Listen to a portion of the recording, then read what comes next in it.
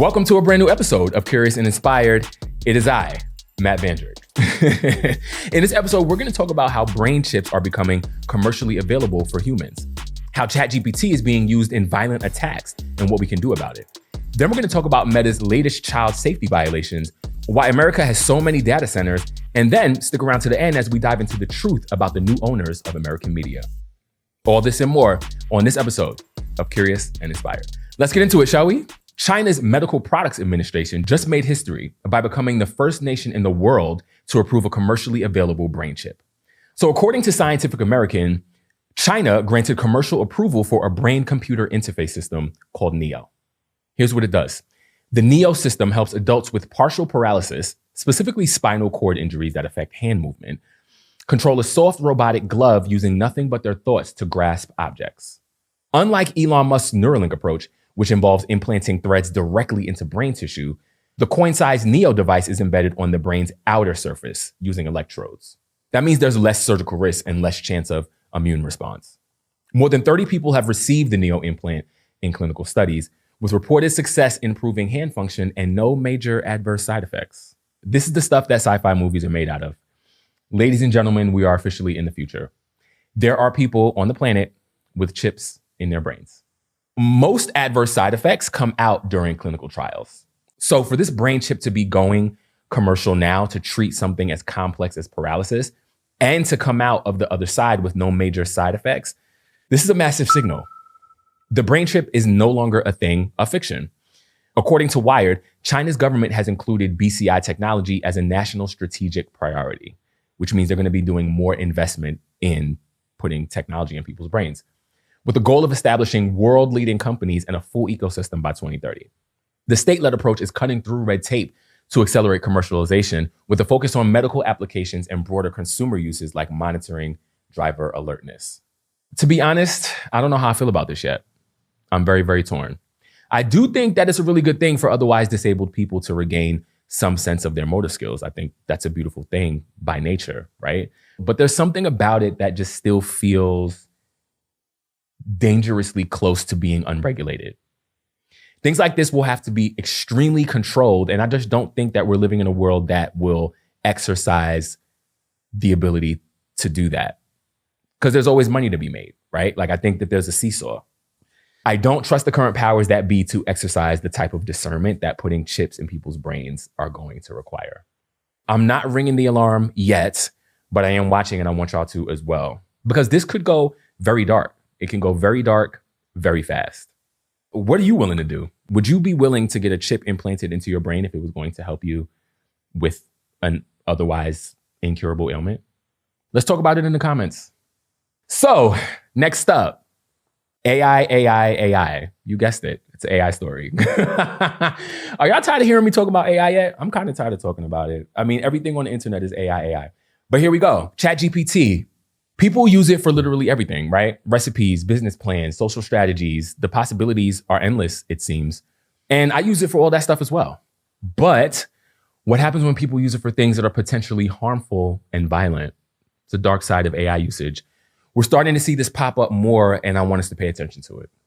Last year, on New Year's Day, 2025, Master Sergeant Matthew Allen Livelsberg, a Trump and Elon Musk supporter, blew himself up in a rented Cybertruck in front of Trump's Las Vegas hotel. When the police investigated, they discovered Livelsberger had used ChatGPT to figure out how to make the explosives and then how to detonate them.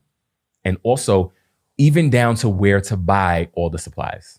It wasn't until after this happened that OpenAI established an internal flagging model for dangerous queries. And then everybody thought, whew, glad we dodged that bullet. OpenAI is on the case. Except last month, another incident happened where 18-year-old Jessie Van Rootselaar killed 8 people, including children, at a school in British Columbia. When they dug into her internet history, she had been discussing gun violence with ChatGPT and had already been under investigation by police due to mental health concerns. They had temporarily removed all guns from the home. According to the Wall Street Journal, alarm bells were going off inside OpenAI. And at least one employee urged company leaders to alert Canadian law enforcement about her online activity. They chose not to. A former OpenAI employee named Tim Marple, who worked on the company's investigations team, told The Times, quote, It should be police who make the call about whether threats are credible or not OpenAI executives or staffers. He went on to say that OpenAI has been reluctant to come forward with disturbing findings because they're afraid it will shift the larger conversation about AI safety. This, my friends, is a signal. The fact that OpenAI was fully aware of the risks but would rather not rock the boat for fear of shifting public perception of their product is something I want us all to be paying attention to. And it also seems like there's two sets of rules at play here, right? Because if you think about other industries, banks, for example, are required to submit suspicious activity reports to federal regulators when something looks like fraud. It's literally baked into the law. Should AI companies have that same responsibility when it comes to having direct evidence of potential violent activity? It seems the US is behind on policy like this, and I think it's something that will start to become more and more important as AI continues to integrate into society. Unfortunately, I think it will take public pressure to demand more regulation like this be created. Next story. Let me ask you something. When you see the Facebook logo, what do you think about? The good old days of college, friends and photo albums? Mark Zuckerberg stealing ideas, maybe? I don't know. I think about a company that spends more time in court than it does behind building products that actually benefit us. Teen social media addiction, meta glasses, privacy violations, and now consumer protection and child safety violations. So I keep telling these stories, and I'm going to keep it real with y'all. I don't want to report on things that Meta is doing wrong. I don't.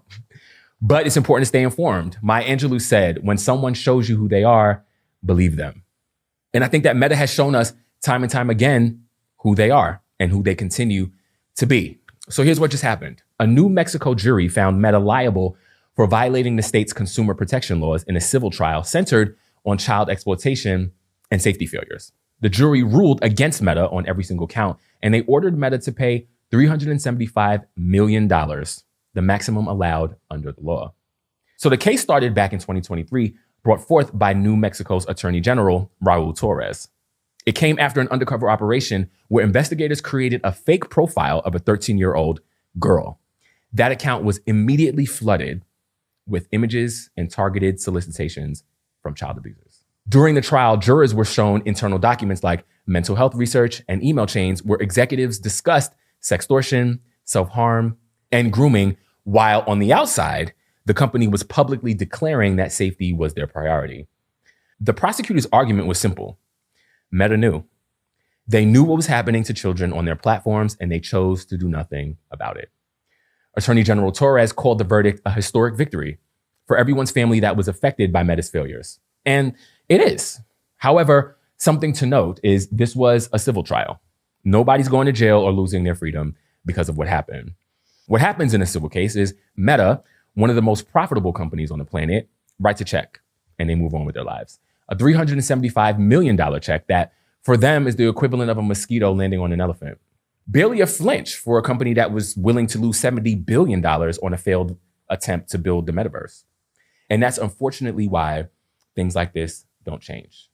We've talked about stuff like this before on past episodes. We've covered Meta's social media addiction trial. We've covered the privacy nightmare with Meta glasses.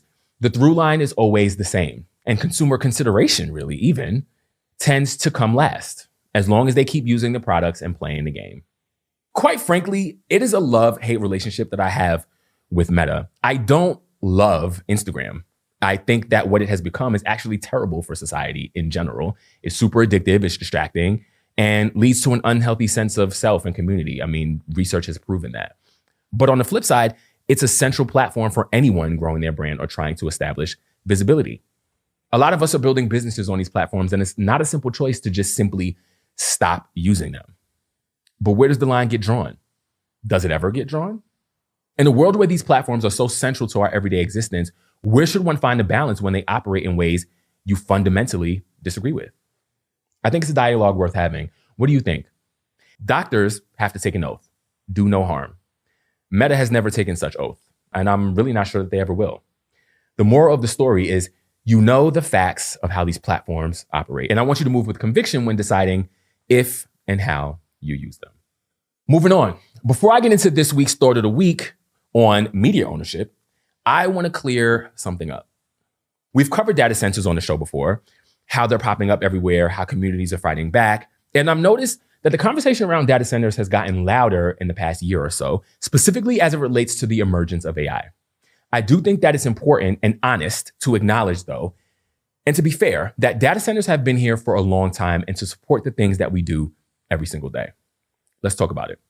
A data center is exactly what it sounds like. It's a massive, secure facility, warehouses and warehouses full of servers, storage systems, and network equipment built to store, process, and move enormous amounts of data. These buildings are essentially the brains of the internet. Every time you stream a show, scroll through Instagram, or ask an AI a question, or even shop online, a data center somewhere is doing heavy lifting. And that's why we keep having to build them. The AI boom alone is enough to explain a huge chunk of data center construction, but it's not all of it. Yes, generative AI, the kind powering tools like ChatGPT, requires extraordinary computing power, massive high-density machines running 24/7. Researchers at the Brookings Institution expect that infrastructure to grow by nearly 40% annually. But then on top of that, you add cloud computing. Companies stopped storing their own data on their own servers years ago. And the explosion of social media, e-commerce, and smart devices generating data constantly doesn't help. And then you throw in 5G and its promise of real-time everything. And this is heavily based on how physically close to a data center you actually are. So the things that we're doing are actually creating demand for these data centers, even beyond and before the emergence of artificial intelligence. Every digital habit we have is a vote for more data centers. And I think that's important for us to really acknowledge. So what if we made different choices? What if we weren't saving everything to the cloud? What if we cut back on social media? We should anyway, regardless of data centers. I just think social media is terrible for us, but it's for another episode, I guess. What if we went from, 5 streaming services to 2? What if we went outside and had a picnic? That's novel. What if we turned the phone off for a couple of hours? Would we live? I think so. Listen, I work in tech. I build for tech. I love the internet. I use digital tools. I'm not asking to go dark or completely off the grid. I know that I am not even prepared to make a leap that big. But that doesn't change the fact that it's something I'm realizing the impact of more and more. Really, what I'm wanting to do is for you to understand the power that you have here. A lot of the times, the way things are framed, they almost frame it as though the general public is a passive bystander. The world is happening around us and we just have to get on board. I disagree with that. And I want you to disagree with that as well. When a farmer sells his land to a tech company, he might walk away with millions of dollars. That sounds like a win until you realize that 25,000 square foot data center is going to replace farmland. We're trading farmland that feeds people for buildings that help us stream faster. And I just want us to be honest about what it's going to cost us long term as we continue to scroll, double tap, like, stream, and store everything on the cloud. So, which brings me to this week's thought of the week. So, this week's big thought centers around media. Media in general is the lifeblood of how we understand the world around us. Second to our own research, it really is how the majority of people get their information. And while yes, it's never recommended to take anything that you're presented with as 100% true or unbiased, there at one time was a general essence of journalistic integrity that we assumed was safe as it related to the things we saw in mainstream media. I want to talk about the things we need to be paying attention to as the world around us continues to accelerate. First, media traditionally was TV, print, and radio. Today, roughly half of Americans get their news from social media. TikTok alone has 4 in 10 US adults on it, and over half of those people are getting their news primarily from that channel. Meanwhile, 212 counties in America have 0 local news sources left. None. So the question of who controls the platforms is not abstract. For millions of people, the platform is the news. Recently, there's been a lot of discussion around the sale of Paramount. And if you noticed, at one point, Netflix was in the running to buy it. Now, the transaction has gone through, and with the latest purchase, one family, the Ellisons, are about to control, you ready? TikTok, CBS, CNN, HBO, the Discovery Channel, BET, Cartoon Network, Comedy Central, DC Studios, Fandango, Miramax, MTV, Nickelodeon, Paramount, Pluto TV, Showtime, TBS, The CW, TNT, Warner Brothers, and so much more. Billions of eyeballs of media. $111 billion of media. One family. Bernie Sanders posted the list on X with the caption, quote, "This is oligarchy." So I had been paying attention to the story as it was developing, and I didn't really want to speak on it too prematurely. But now that we're on the other side of it, let's talk about the impact of it. So in general, first, who are these people? Larry Ellison, one of the richest people on the planet, co-founder of Oracle, close ally of the current administration, is backing the entire thing. His son, David, is put in charge. Oracle already hosts TikTok's algorithm on its cloud infrastructure. Larry holds a 15% stake in TikTok US. And Oracle is one of the biggest players in AI and data infrastructure in the country. So the company that manages TikTok's data is also the company that's racing to dominate AI. And now that company happens to be owned by the same family that's controlling your news, your entertainment, your children's cartoons, and your social media feed. All of that is controlled by the same people. In 1988, Noam Chomsky and Edward Herman published a book called Manufacturing Consent. They laid out what they called the propaganda model, 5 filters that determine what becomes news and how it gets framed. And the very first filter, the one that they said matters the most, is ownership. Who owns the media? Because the people who own the pipes decide what flows through them. And when ownership concentrates into fewer and fewer hands, the range of what you're allowed to see, hear, and think about starts to get real narrow. And that was in 1988. There were dozens of major media companies back then.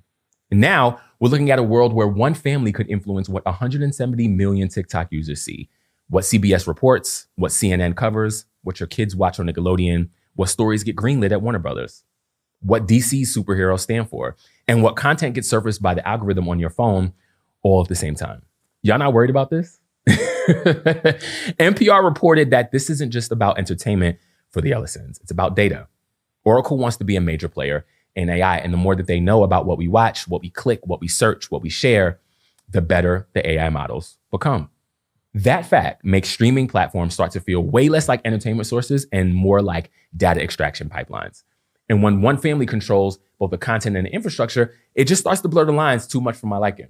Now, I want to be careful here because notions like this can very easily skew into conspiracy theory. And while I do indulge a little bit and find fun in some of that, I want to be very clear that what I'm describing is structural change. This isn't fantasy or like something beyond the realm of fact. This is real and this is happening. So the question becomes, where do you go for information that isn't filtered through the interests of one family? If you haven't heard the term news desert, it's a community where local journalism has completely disappeared. No local paper, no local reporter, no one covering your city council, your school board, your police department. Northwestern State of Local News report found 212 counties with nothing and over 1,500 with only one source left. These are mostly rural communities, small towns, places where the economics of journalism simply collapsed many, many years ago. And when local news disappears, people turn to social media for their information. 51% of people living in news deserts now get their news from social media apps and influencers, and also family and friends, but those people are also more than likely got their information from social media. And we've already seen censorship happening on these platforms. The new terms of service on TikTok, they own everything that you post, and you're not allowed to say certain things, including some keywords that I won't say here because I may want to post this on TikTok. The first step is understanding it. The second is knowing what your options are and what you need to do to empower yourself to look at media with a more discerning eye. And then I want all of you who create content to be more aware of your risk of censorship and the importance of owning your own channels. So here's what I think we need to be doing. First, know who owns what. I just took you through a lot of it, but before you trust the source, understand who's behind it. I want you to do your own research here. Understand who owns the platform, who funds the publication. All of this is public information, and I want you to empower yourself with that knowledge. Media literacy in the age of AI is going to be very, very important. Understand the who behind the what is being shown to you. And then you can look at the news from a more informed lens and start to question the intention behind the stories that flood the news cycle. Please do this. Do this for me. Number 2, diversify where your information comes from. If your entire news diet is off of one platform, you're seeing the world through one family's lens. I want you to find independent journalists to subscribe to. Support local reporting news where it still exists. Follow writers on platforms that they own. newsletters, personal sites, independent publications. If someone can't be deplatformed, their voice can't be silenced. Sources that I enjoy here, Ground News is one of them. URL ground.news and allsides.com are great places to start because they show you news stories from across the spectrum. They tend to come with a more balanced approach instead of just being too far left or too far right. Number 3, and this is for my fellow creators, I want you to own your channels. If you are making content on a platform that you do not control, you are building on rented land. We've already seen censorship start to happen. The more concentrated ownership becomes, the more your reach is at the mercy of someone else's priorities. Build your email list, build your website. Make sure you are building something durable for the longer haul, inclusive of your data and your archives and your ability to protect your own voice. So I'm curious, what do you think about all this? Does it concern you? I want it to concern you, I think. I don't want you to be concerned, but I want you to be concerned, if that makes sense. Do you feel empowered, disempowered, in the middle? Are you already tapped into more balanced news sources, perhaps, or have a point of view that you want to share? Let me know in the comments and let's circulate some knowledge here. Information is power. Knowledge is power. Because in a world where the news is bought and paid for and the filters are being set and the algorithm is being fine-tuned, the most powerful thing you can do is decide for yourself what's worth paying attention to and how you'll keep yourself informed. As always, stay curious, stay inspired. All right, now it's time for Ask Matt. We have a question. You call yourself a pro-human technologist. What does that actually mean day to day? At face value, pro-human technology is anything that's rooted in making sure that your users are benefiting from it. It's technology that is more considerate of mankind than it is how much money it stands to make, is really what it is. It's thinking about the problem that you're trying to solve for humans and building products that is a solution for that. When you look at technology today, the biggest platforms are social media based, scrolling addiction, or with the emergence of AI, it's, productivity. And, it's still sort of like getting us into this tunnel vision of using the technology instead of doing something that could be more beneficial to yourself, your spirit, your energy. And so it's finding the right balance.